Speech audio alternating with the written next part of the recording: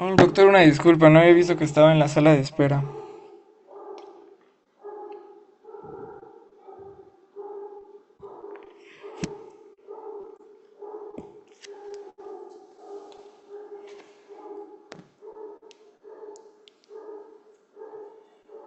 Sí. Entonces, como ya se había dicho la clase pasada, vamos a tener, bueno, nuestra meiosis se divide en dos fases, en meiosis uno y en meiosis 2. La meiosis uno recibe el nombre de división reduccional y la meiosis 2 recibe el nombre de división ecuacional. Entonces, la característica o la distinción entre meiosis uno y meiosis 2 es que en la meiosis uno lo que la va a hacer distintiva es que vamos a tener una profase prolongada. Va a ser la profase más larga, incluso más larga que en la mitosis. Y en la meiosis 2, lo característico es que aquí ya no va a haber una replicación o una duplicación del material genético. Y es por ello que pues ya no vamos a tener 46, sino que se reduce, porque ya no va a haber una duplicación. Entonces, lo que les llegan a preguntar tanto de meiosis uno y de meiosis 2 es cuál es la carga cromosómica de la célula que entra a meiosis uno y que sale de meiosis uno. O les preguntan cuál es la carga de una célula que está saliendo de meiosis 2 o que inicia meiosis 2.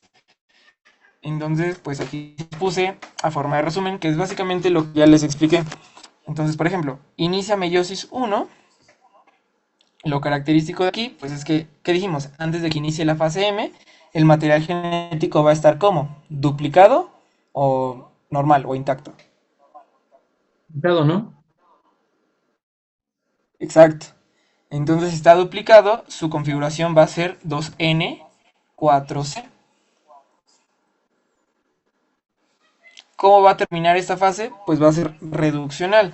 En este caso, lo que se va a reducir van a ser los juegos cromosómicos. Bueno, todo se reduce, ¿no? En general, se parte la mitad. Ahorita lo vamos a ver. Entonces, pues tal cual, ¿no? Como si fuera una ecuación matemática, tendríamos 1n12. Ahorita les va a quedar más claro. Y nuevamente en la meiosis 2, pues vamos a iniciar con esta carga, con 1n12. Y luego este se va a volver a dividir. Pero aquí ya no va a haber duplicación del material genético. Y por ello al final nos vamos a quedar con 1n1c. Pero esto sí, apréndanselo. Con cuál es la carga genética de las células cuando inician meiosis 1 y meiosis 2 y con qué la terminan. ¿Va? Ahorita lo vamos a explicar.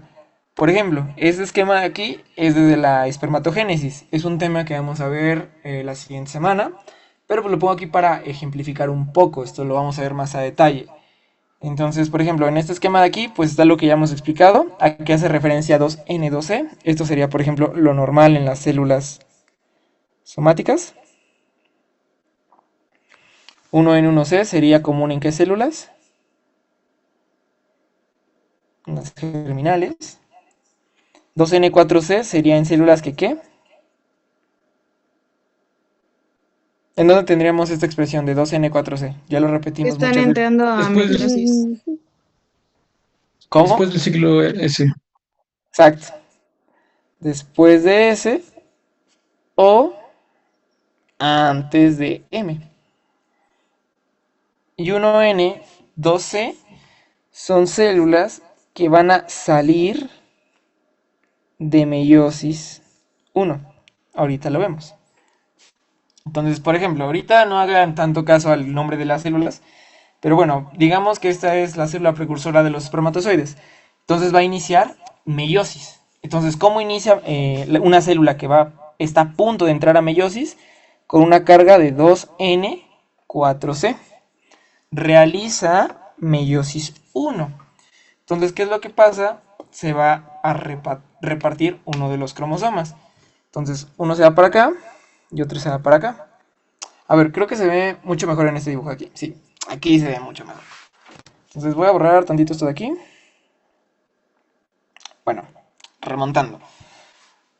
Este sería 2N4C. Va a apenas iniciar la meiosis. Entonces realiza meiosis. Se reduce. Entonces vean cómo un cromosoma se va para acá y el otro se va para acá.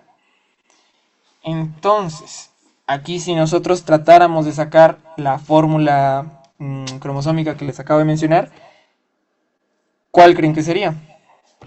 ¿Cuántas N tiene? ¿Y cuántas Un- cromatidas tiene?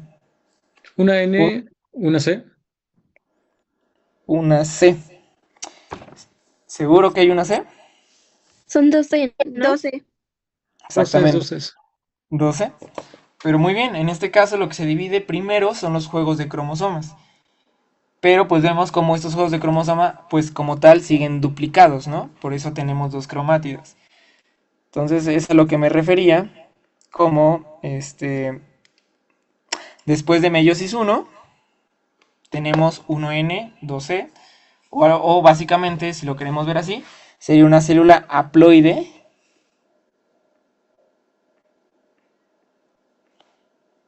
enviada. Y por ejemplo, esta de aquí, que es 1N, 1C, ¿cómo se llamaría? Gameta. Sería haploide en mónada, porque hay pues, una. Entonces, bueno, volviendo a este esquema de aquí, pues inicia con 2N4C, hace la primera meiosis, y tenemos esto de aquí, que es 1N, 2C. O sea, tendríamos una crucecita, ¿no? Y después, pues esta historia no termina aquí, se tiene que volver a dividir, porque como dije aquí, sigue estando duplicado el material genético. En este caso, seguimos teniendo dos cromátidas hermanas. Entonces se va a volver a dividir y entra a meiosis 2. Y una vez que entra a meiosis 2, se divide. Y ahora sí, una cromatida para acá, otra para acá, otra para acá y otra para acá. Y ahora sí es 1N, 1C. Y bueno, en el caso de la espermatogénesis, pues pasamos de esta célula a un espermatozoide por un proceso de diferenciación. Pero eso lo vamos a ver en la siguiente clase. Entonces, si les queda, porque es importante entender esto, porque es la base para entender los siguientes temas, que son gametogénesis, ovogénesis y espermatogénesis. Sí, Sí, está claro. Sí, ¿Seguros? Sí. seguro. Va. Entonces, tenemos nuestra meiosis y pues básicamente todas estas serían nuestras fases. La meiosis uno, la meiosis 2 y pues nuevamente, la meiosis uno y la meiosis 2 van a tener subfases, que van a ser las que ya vimos. Van a tener una profase, metafase, anafase y telofase. Y aquí sí es muy importante que cuando ustedes lean las preguntas en sus exámenes, vean el número de la fase que les están preguntando. Porque en la meiosis vamos a tener una profase uno, pero también vamos a tener una profase 2. Lo mismo, una metafase uno, una metafase 2, una anafase uno y una anafase 2, y así sucesivamente. Y como yo les dije, en la meiosis uno lo característico es que vamos a tener una profase prolongada. Y esta profase a su vez va a tener subfases, que van a ser 5. Leptoteno, cigoteno, paquiteno, diploteno y diacinesis. Y son las que vamos a ver a continuación.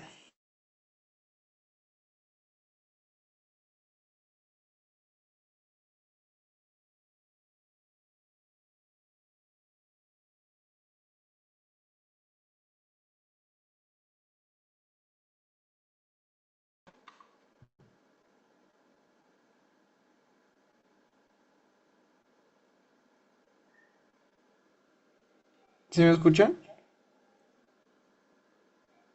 Sí, Sí. Sí, perdón, sentí que se me trabó un momento.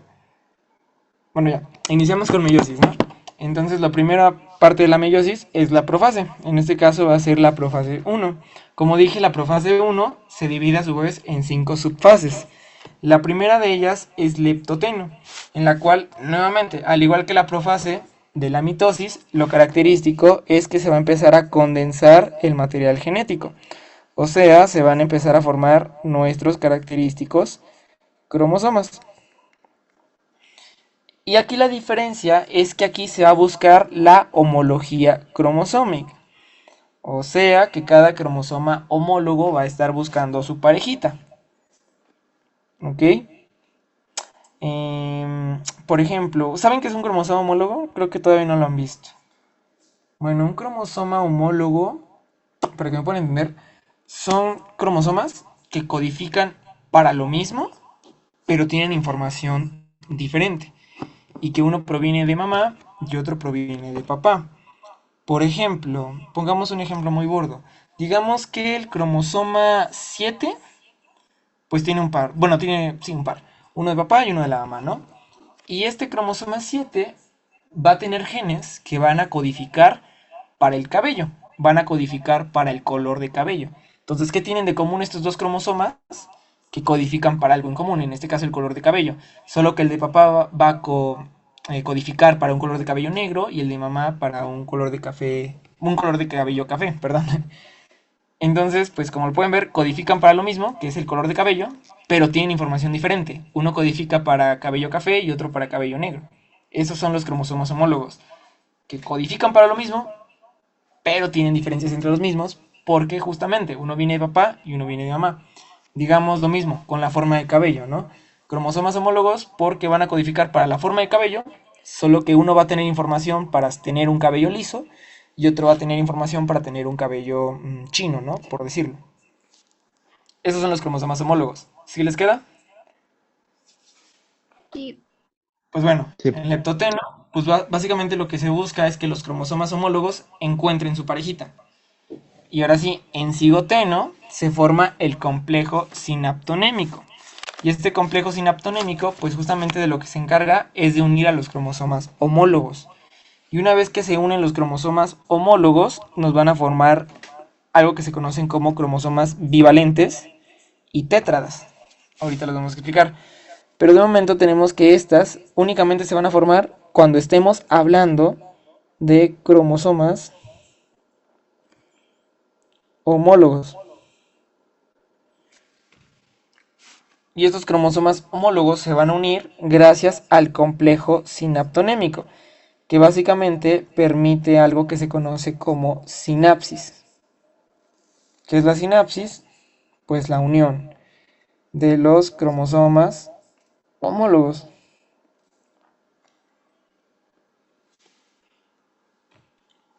Por ejemplo, si regresamos al esquema que hemos estado usando, que es este de aquí, tenemos que estos dos cromosomas son homólogos. O sea, este es el cromosoma 7 de papá y este es el cromosoma 7 de mamá. Son cromosomas que son iguales, codifican para lo mismo, pero tienen información diferente. ¿Por qué? Pues porque vienen de personas completamente diferentes, ¿no? En este caso, mamá y papá. Entonces, estos de aquí van a ser cromosomas homólogos, porque tienen la misma, bueno, codifican para lo mismo. Cuando están juntos nuestros cromosomas homólogos, se habla de que son cromosomas bivalentes. Y se dice que son tétradas por lo mismo que ya explicamos, por el número de cromátidas, que en este caso van a ser 4. Entonces simplemente no confundir el término bivalente con diploide, porque diploide pues únicamente hace referencia al número de juegos de cromosomas, o sea 23 pares. En cambio, bivalentes hace referencia únicamente a cromosomas homólogos. ¿Ok? Te lo vamos a explicar más adelante. Pues bueno, entonces en leptoteno se empiezan a formar los cromosomas, se condensa el ADN, se empieza a buscar la homología cromosómica. En cigoteno ya se encontró la homología cromosómica gracias al complejo sinaptonémico. Y lo importante es que nos forma los cromosomas bivalentes y las tétradas, que esto es lo que les preguntan. ¿Dónde se forman los cromosomas bivalentes? En cigoteno. ¿Por quién? Por el complejo sinaptonémico. Y de aquí pasamos a paquiteno, que es por mucho la fase más importante de la meiosis. ¿Por qué? Porque aquí va a ocurrir un proceso que se conoce como recombinación. Y pues básicamente aquí lo que pasa es que se van a entrecruzar las cromátides no hermanas de los cromosomas homólogos. Ahorita lo vamos a explicar mejor con una imagen. Pero pues básicamente hace referencia a que se va a dar el intercambio entre los cromosomas. También se conoce como Ay, se me fue el nombre. Bueno, ahorita les digo su nombre. Pero bueno, lo importante de paquiteno es que aquí se lleva a cabo el intercambio o el entrecruzamiento cromosómico. Y de aquí pasamos a diploteno. Y básicamente en diploteno, pues ya ocurrió este intercambio de material genético. Por lo tanto, ya nos interesa de que los cromosomas homólogos sigan juntos. Es por ello que se deben de separar. Y por tanto, se desintegra el complejo sinaptonémico, que básicamente es quien los mantenía unidos. Y aquí empiezan a aparecer los quiasmas. Los quiasmas van a ser sitios donde ocurrió la recombinación, o también se conocen como hotspots o puntos calientes. Y pues básicamente estos van a desaparecer a la anafase, pero pues nos hablan de los puntos en los que hubo un intercambio de un cromosoma homólogo hacia otro. Y de aquí pues simplemente ocurre la separación de los cromosomas bivalentes. En otras palabras, ocurre la separación de los cromosomas homólogos. Y de aquí pasamos a diacinesis, en la cual la membrana nuclear comienza a desintegrarse y el uso mitótico se ensambla. O sea, una diacinesis es muy similar a la prometafase porque se empieza a romper la envoltura nuclear y empieza a formarse el uso mitótico. Y pues básicamente es lo que tendríamos también en la prometafase de la meiosis 1. Y pues bueno, aquí están los ejemplos que les acabo de mencionar de los cromosomas homólogos. Y pues bueno, aquí es donde está, bueno, les voy a explicar un poco sobre cómo ocurre este entrecruzamiento. Entonces, si pueden ver aquí, Sí, esto de aquí son las cromátidas hermanas. ¿Por qué? Porque son de un mismo cromosoma. Eso es lo importante, son de un mismo cromosoma. Y ya les explico cómo se forman, por la replicación del material genético. Por lo tanto, este y este tienen la misma información, ¿cierto o falso? Falso. Cierto. cierto. Cierto. Cierto. Tienen la misma información. Porque recordemos que en un inicio, ¿cómo era nuestro cromosoma? Pues era como un palito. Se duplicó y nos formó este tachecito de aquí.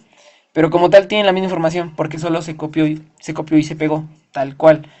Pero si nosotros queremos comparar, por ejemplo, este con este, aunque ambas son cromátidas, ¿tendrían la misma información?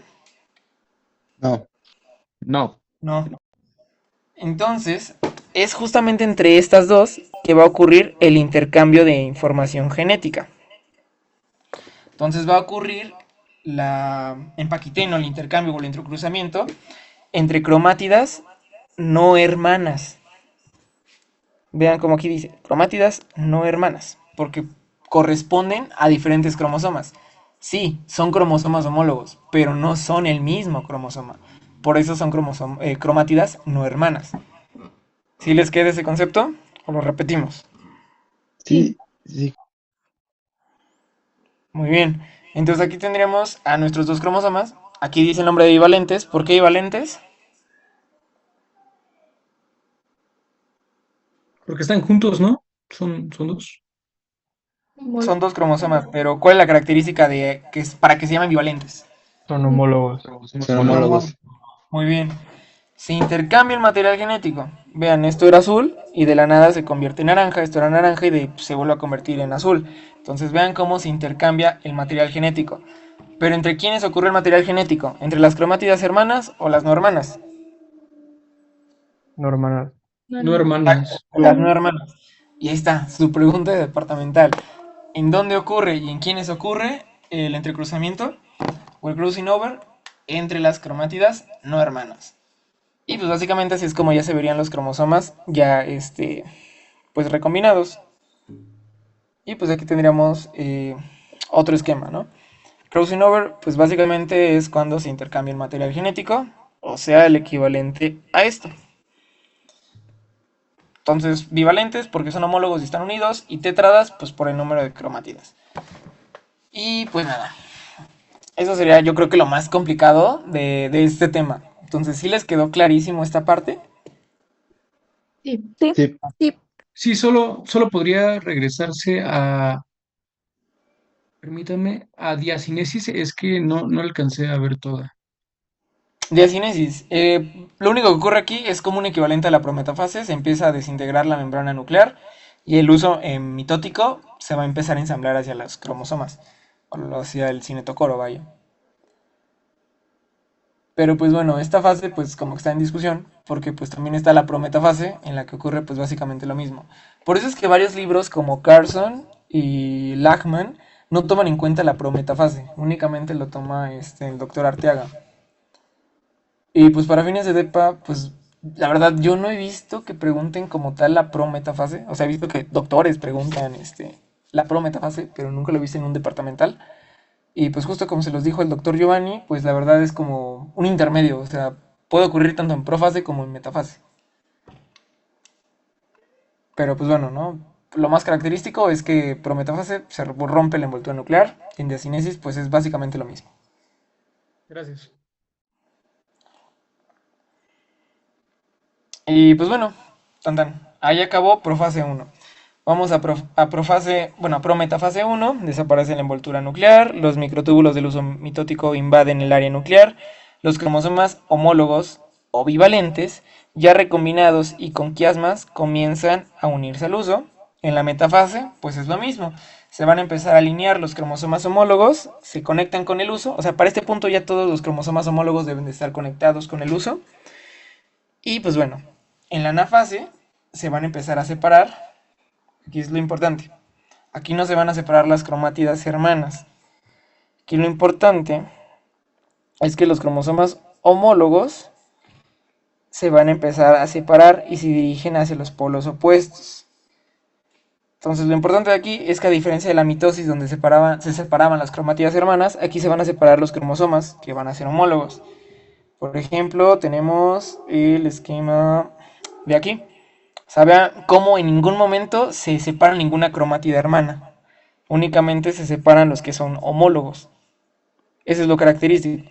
¿Por qué? Porque en la mitosis, ¿dónde está? ¿Dónde está? Aquí está. Vean como aquí sí lo que se separa son las cromátidas. Entonces ahí, mucho ojo con esa diferencia. Entonces en la anafase 1 se separan los cromosomas homólogos. Y en la telofase, pues básicamente el producto de esta fase es que se forman dos células haploides con 23 cromosomas cada una. Es decir, cada célula recibe un cromosoma homólogo recombinado materno o paterno.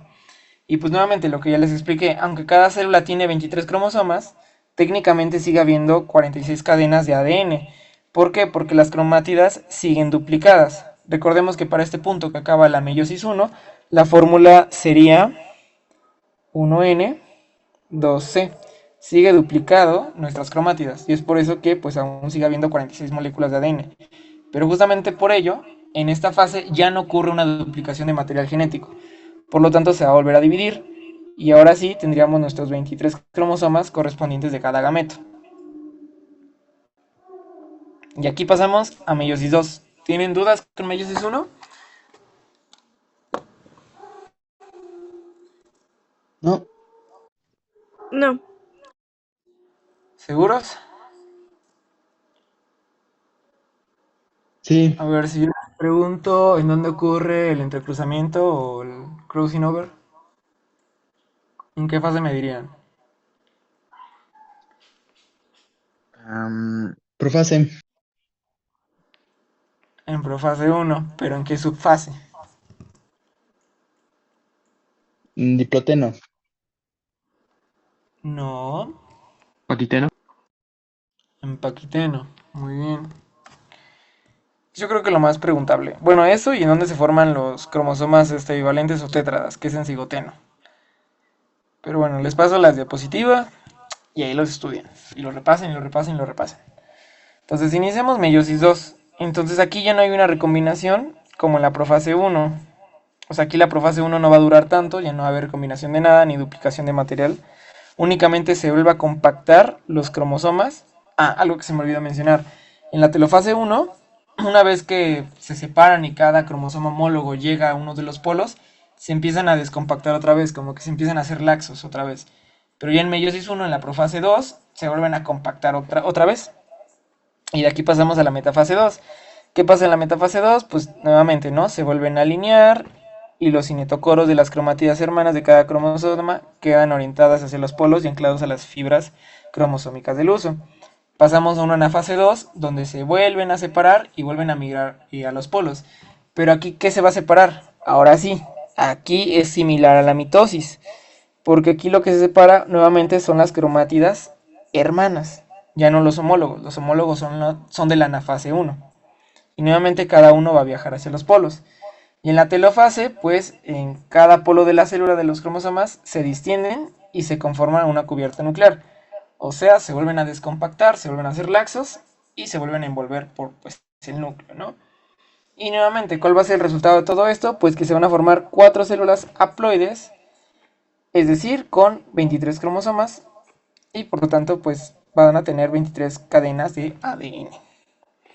Lo importante de aquí, o algo que también es relevante, es que la meiosis en los hombres inicia en la pubertad. En cambio, en las mujeres la meiosis inicia en la embriogénesis después del 5.º mes de gestación. O sea, en ellas va a iniciar desde que todavía pues están dentro del útero. Y en nosotros pues hasta que ya tenemos 14, 13 años, ¿no? Entonces aquí tenemos otro esquema. Entonces pues está mal porque está duplicado.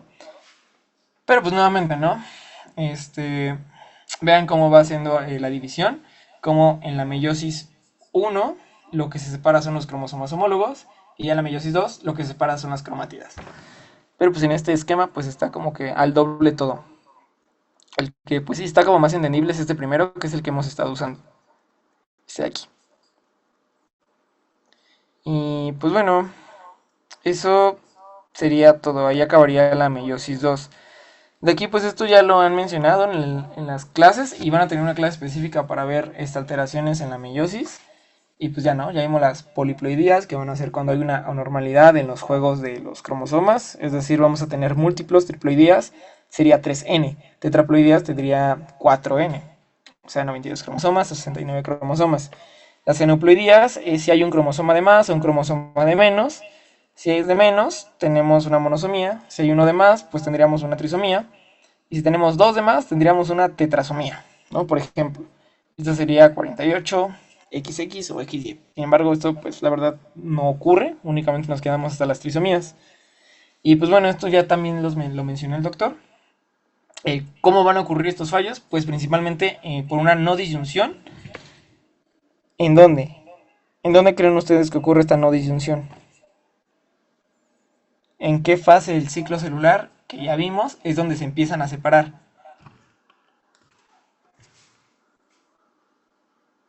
En la meiosis. Ajá, en la meiosis. Exacto, en la anafase.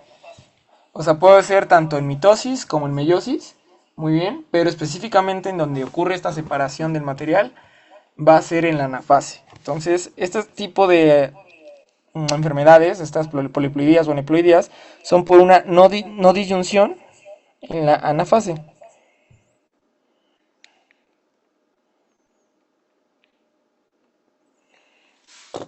Puede ser en meiosis 1, puede ser en meiosis 2 o puede ser en mitosis. Y pues bueno, por ejemplo, estas de aquí, pues veríamos cómo serían nuestras células haploides, ¿no? Pero aquí tendríamos un cromosoma que está de más, por eso es N más 1. Y aquí teníamos un cromosoma, bueno, aquí nos faltaría un cromosoma, ¿no? Por eso sería N menos 1. Si aquí llega a fecundar un espermatozoide, y este tiene pues su respectiva carga, pues al final nos terminaría dando, perdón, que nuestro espermatozoide tendría una carga, pues nos terminaría dando una monosomía. A diferencia de estos donde se llega a unir el espermatozoide y pues tendríamos pues 3 cargas, ¿no? Y nos daría una trisomía. Y pues bueno, aquí hay una tablita, este es del libro Arteaga y básicamente también resumen los síndromes que ya hemos visto en clases. Y pues eso sería todo de meiosis y mitosis. ¿Tienen alguna duda? No, Ninguna, doctor. Todo bien, doctor. Todo bien. Pues sí, porque esto ya lo vieron, que es lo de la de lesión, duplicación, inversión, pero esto es después de generalidades de la expresión génica. Bueno, si acaso para aprovechar el tiempo, y ya los dejo ir, ahí vamos a tener mutaciones cromosómicas, y estas ya las mencionaron 2 veces, que serían las inversiones, en las cuales, pues, como dice su nombre, se van a invertir, una va hacia abajo y otra va hacia arriba, y vamos a tener 2 tipos. Las que van a ser inversiones paracéntricas y las inversiones pericéntricas. ¿Por qué les menciono esto? Porque esta pregunta la llegué a ver en un final y les preguntaban, bueno, les ponían una imagen muy similar a esta y les ponían qué tipo de mutación tenemos aquí. Entonces, por ver la imagen, tú sabes que es una inversión. Pero en las opciones estaba justamente que era una inversión paracéntrica o pericéntrica. ¿Cómo lo distinguen? Pues básicamente la inversión paracéntrica es que hay una inversión justamente de los genes, pero que no involucran al centrómero. En cambio, la pericéntrica sí involucra al centrómero. Entonces, pericéntrica, de que sí involucra al centrómero. Paracéntrica, que no involucra al centrómero.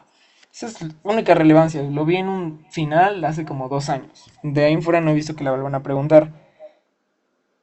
Y pues bueno, entonces no tienen ninguna otra duda. No, Todo bien, todo bien. Dejen preguntarle al doctor Giovanni si quiere dar lo que le faltó por dar. Bueno, lo que no terminó ayer. Si no, pues ya los dejo ir. Pero mientras, espérenme aquí.